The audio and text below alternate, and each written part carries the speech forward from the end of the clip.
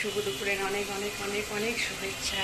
এই গরমে তোমরা কে কীরকম আছো জানিও। আমি তো খুব একটা ভালো নেই, গরমে কেউ ভালো নেই। তা আজকে আমি কী রান্না করেছি দেখো বন্ধুরা।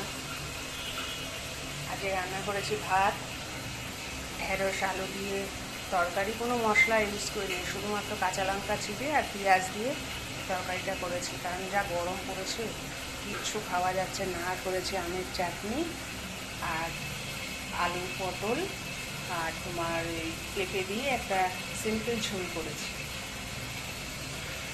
বন্ধুরা এখানে করছি মাছের ঝোল। এই যে মাছটাকে আগে আমি ভেজে নিয়েছি লাল লাল করে। এবার এখানে আলু আর পেঁয়াজ দিয়ে তো আলু পেঁয়াজ ভেজে নিচ্ছি। আলু পেঁয়াজটা মোটামুটি ভাজা হয়ে এসেছে।